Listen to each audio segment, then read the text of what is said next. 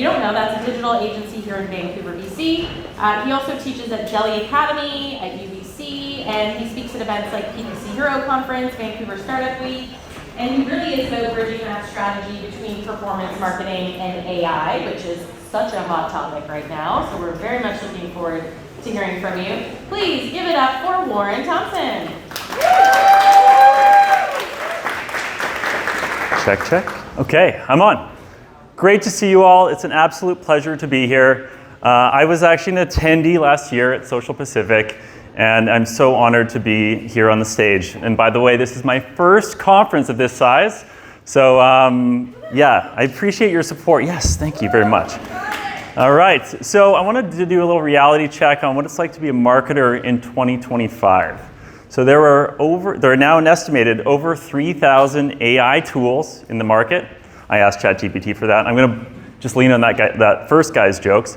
Martech magazine announced an extra almost 2,500 new tools in the market after removing about 1,200 last year. So the person you are trying to reach now uses an average of almost 7 social media tools per month, and we are inundated with weekly platform updates, channel changes, and a deluge of daily emails and chats. Man, I feel all of you in the room because I am one of you. I remember back in 2013, I was at a conference in Chicago, a big marketing conference, and it was a MarTech conference, and the exhibition floor was so massive, it took about 20 minutes to walk from end to end, filled with marketing technology vendors. So if you see on this, I do have a laser pointer. Yes, I used it. You see around that time, there was about 500 to 600 marketing technology providers in the space. Now there's over 15,000. So this is growing exponentially. It's getting faster and faster every year. And the pace of modern work is also accelerating. So in 2025, 47% of Canadian workers reported feeling burnt out, up from 42% in 2024. So that is almost half of Canadian workers reported feeling burnt out. 24% of working Canadians say they experience burnout most of the time or always, up from 21% the previous year. And 54% of senior level marketers report feeling overwhelmed in the past year. So this is not slowing down, this is speeding up, and we are right in the middle of it. I want to ask everyone here, who has felt overwhelmed in the last year? Yeah. Okay, we got hands up. That was great. Yeah, I know. I'm one of you. This is crazy. We're doing more work than ever, but are we getting anywhere? We're launching more campaigns, testing more channels, consuming more content about what we should be doing. But the real problem isn't a lack of effort, it's a lack of direction. So there's a lot we can do personally. This is what you see in the social media feeds, meditation, mindfulness, quality sleep, social connections, healthy diet, exercise, all that kind of stuff that those experts out there tell us that we should be doing. But what about our actual work? What about when we're in the office trying to meet deadlines and battle competing priorities? Well, to avoid burnout, you need these 3 things. Clarity, knowing exactly where to focus and what to ignore. You need leverage. You need to get more results from the same amount of effort, or you're just going to spin your wheel faster and faster, staying in the same place. And you need confidence to make smarter decisions faster without second guessing.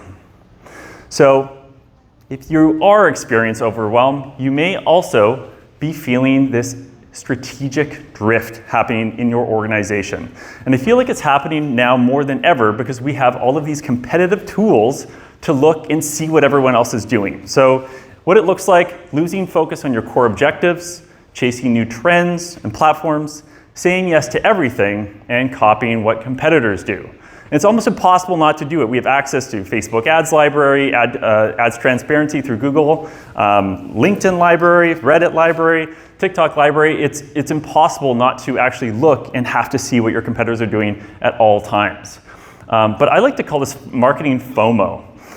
It's like our friend Doug the dog here, squirrel. He's the cutest dog on the planet.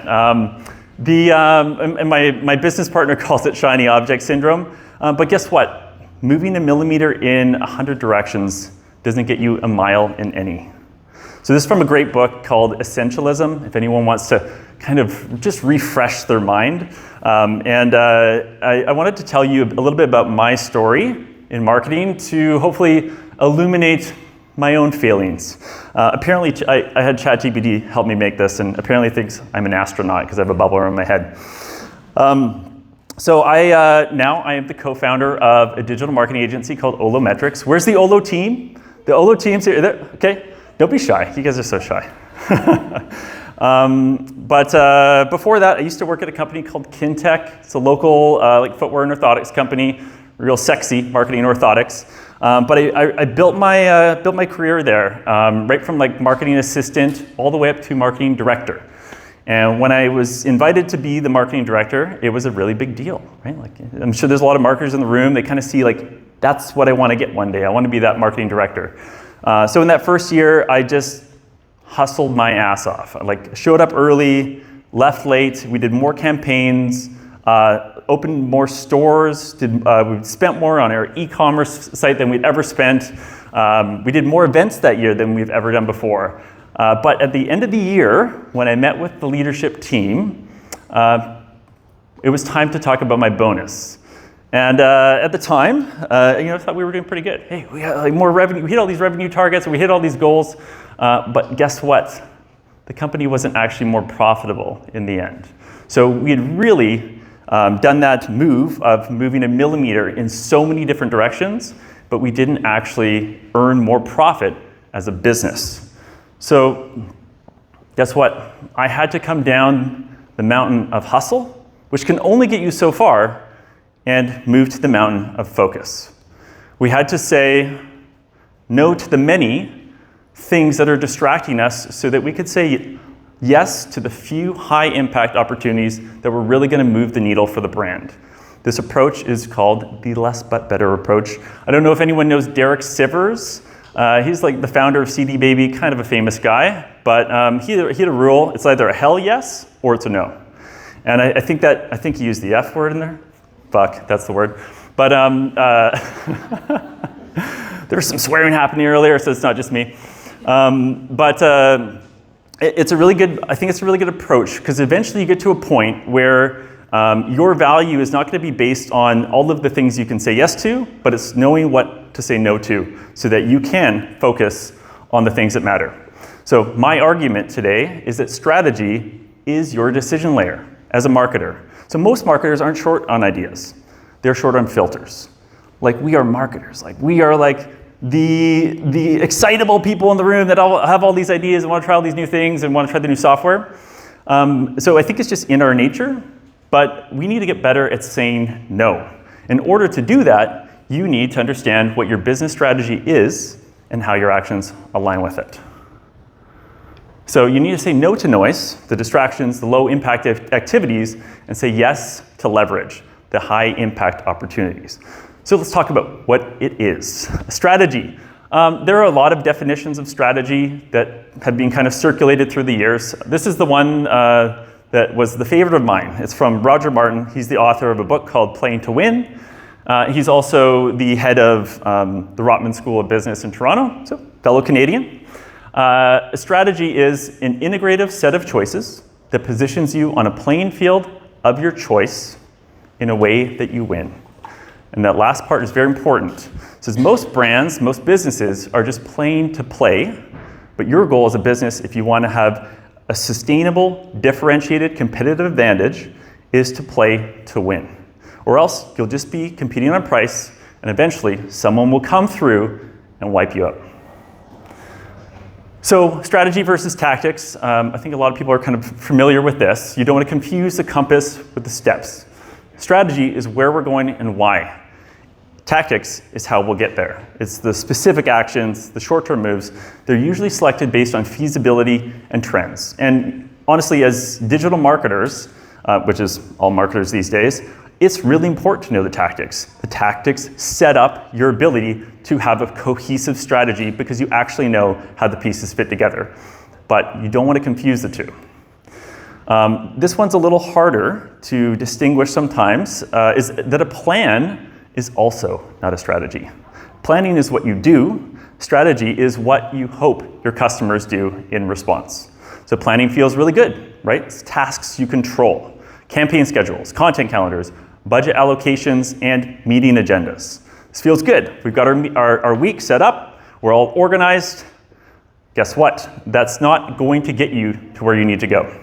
Strategy feels risky. It's outcomes you don't control. So customer response and behavior, revenue growth, market, attention, and competitive response.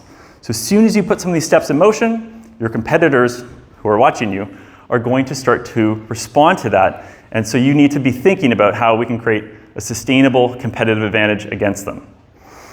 So, Warren, we get the point. How do we build one of these things called a strategy? Well, our friend Roger Martin, in his book, Playing to Win, he has a 5-step cascading series of questions that he likes to ask. So first off the top, what is your winning aspiration?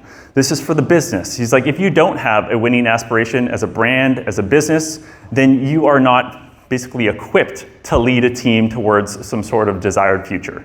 So a lot of companies will call this a big, hairy, audacious goal, but it's something that should be motivating and inspiring to the team. Next, where will we play? What are those segments, those categories, those target customers that we want to engage with and we want to become customers of our brand? Third, and the one that I think a lot of people will skip, is how will we win? How are we going to win over our competitors? And this is about exclusivity. We'll talk about it in a little bit here. Finally, the last two, what capabilities must be in place, like team and basically any functions of the business. And finally, what management systems do we need to support this? So I want to dive into two of these, which are the two that you can have the biggest impact on as a marketer, at least in my mind.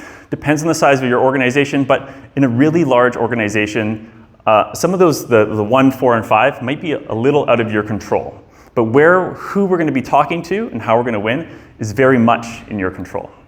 So first off, where will we play? Who is your target customer, your ICP? This is so easy now to get this on ChatGPT. It's easy to just write it off. But you should be thinking extremely deeply about this and not just taking what ChatGPT tells you as gospel. So it's important to know, what do they look like? Where do they hang out? That's how we're going to target these people. But also, what do they want? Where are they stuck, frustrated? What keeps them up at night? So to know these things, you have to really talk to your customers. You have to know this from maybe the customer service or the sales team and listen to some calls and really hear the voice of the customer. And finally, what is the type of person they want to become? This is about identity. So any time that someone buys something from you, they are buying a desired future state. So they are where they are right now, their current situation, they're agitated. They want a change. If they didn't, they wouldn't trade money for it. And you're helping them step into that desired future state. So more often than not, there is an identity associated with that future state. And that is something that you need to lean into. We talk about some of the other speakers, we're talking about communities and what they're going to stand for. It's about identity. It's about people joining a tribe of people that look like them. So you do want to go narrow to win. You don't need everyone to love you. You just need the right ones to choose you. I think the first time I did this, I failed miserably. I hosted a little workshop at our office, and I got a bunch of team members together, and we put all these sticky notes on the wall, and we ended up with 8 target personas. Real win there. I would say that you want, depends on the size of your business, but start with 1, especially if you're a small business, and then you can layer on maybe a secondary or a tertiary target persona. But you really want to go narrow. It's much more important to be focused rather than broad. We are a performance digital marketing agency at Olo, so the campaigns that we run, the math needs to make sense. From how much you pay per click, to what your conversion rate is, to how many of those leads become qualified and close. And the math makes sense when people convert. When you have that focus on your audience and you pair it with the message and the offer for them, broad messaging gets ignored. Focused messaging gets remembered. And so if you want to cut through the noise, and right now there's more noise than ever, and you want to win on meaning and relevance, you need to go narrow. So as a little trivia, I wanted to know if anyone could guess the brand here. It's a bottled water company, but it's not your average bottled water company. They target millennials and Gen Z who love counterculture brands, and where they hate boring brands and love counterculture. Irreverent, rebellious. You might see them at a metal concert. Any guesses? Liquid Death. Yes, okay. Liquid Death, okay. Has anyone seen this? Anyone not seen Liquid Death? Okay, now you're gonna see it. Okay, so they sold a commodity. Think about it. It's water. It's water. You can get it from your tap, you can get it from a bottle. It's the most abundant resource on the planet. But, and they were in a mature industry with huge competition, but they chose a different playing field. So they weren't just playing to play, they were playing to win with that segment that mattered so much to them. So let's talk about it. How will you win? The first step is to define your value proposition. I remember this quote from a marketing conference I attended, 10, 12 years ago, and it has stuck with me ever since. Your value proposition is the answer to this question. If I were your ideal prospect, why would I choose you over the competition? And the last part is key, because you need to be different in order for them, and they need to be able to understand that, believe it, want it, in order to pick you. Well, this is really about positioning. So positioning is not what you do to a product, positioning is what you do to the mind of your prospect.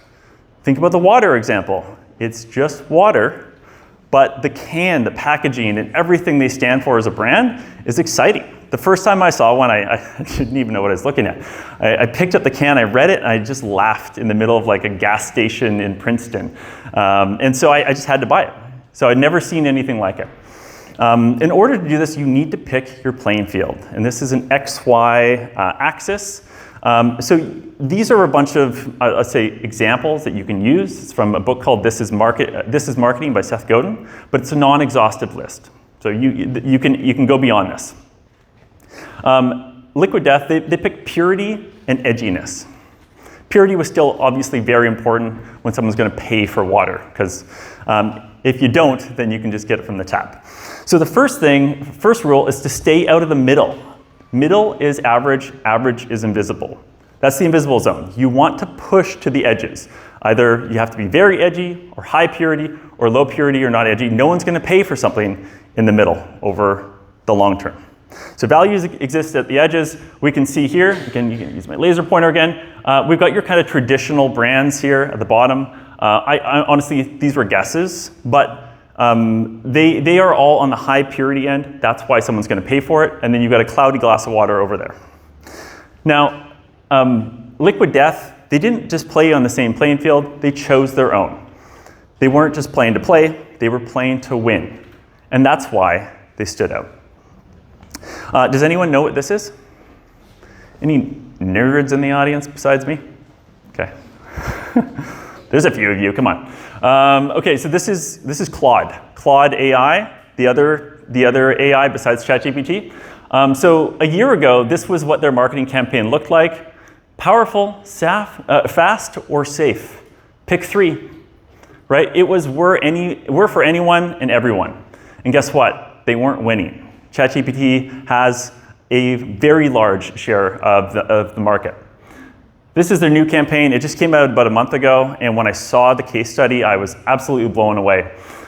They recognized that a lot of people are sick of the AI slop that exists out in the market. So just look at LinkedIn comments these days. How many comments do you just cringe at because you're like, oh god, that's totally AI generated? And so they wanted to counter position against that. They said, hey, we are the AI for problem solvers. There's never been a better time to have a problem. If you are the type of person that is solving real world problems, we're the AI for you.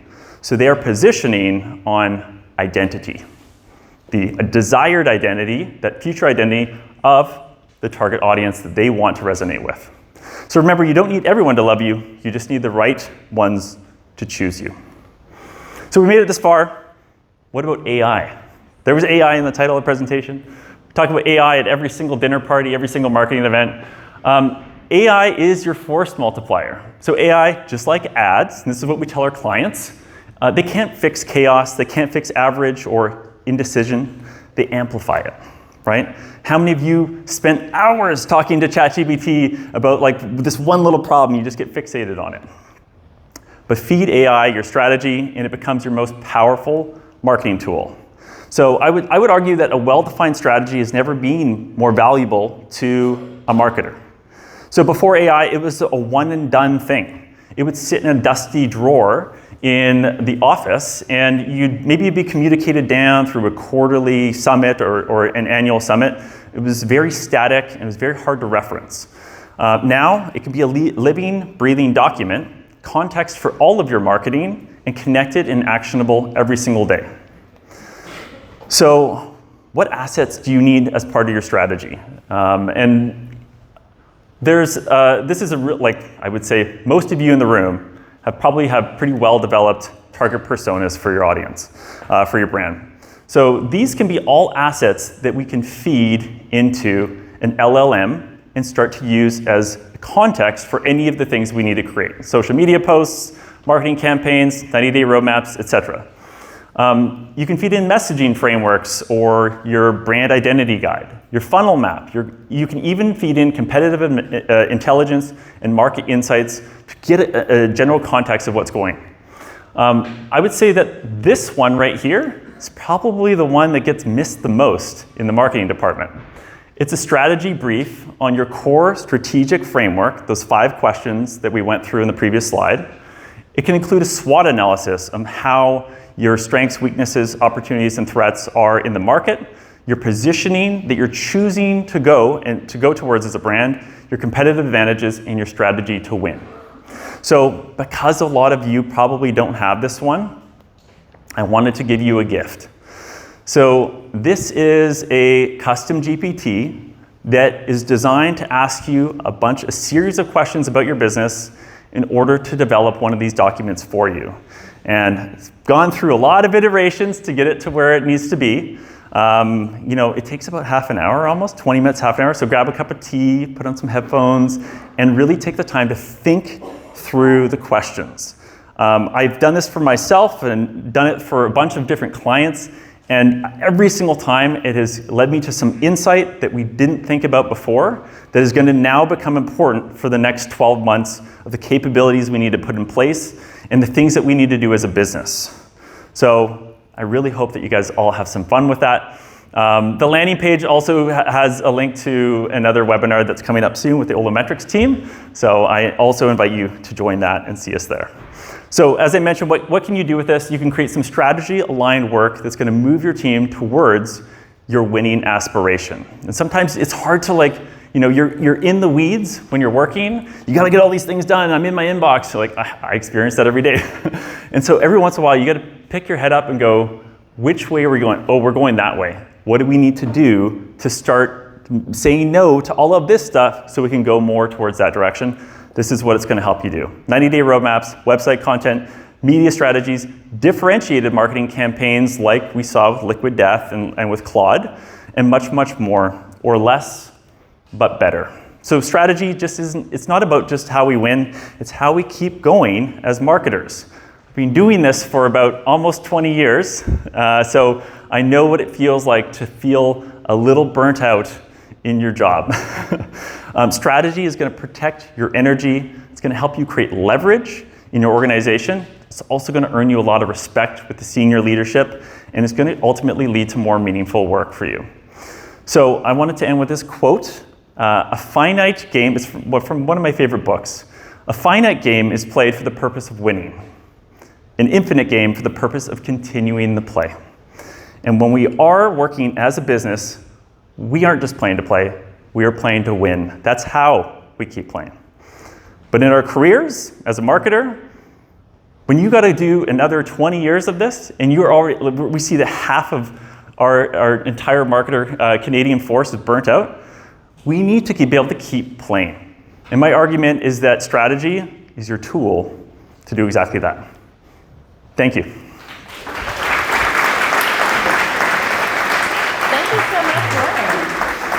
Okay, so again, because we want to give you guys lots of time for lunch, we won't have Q&A, although you can come chat with Warren after if you'd like.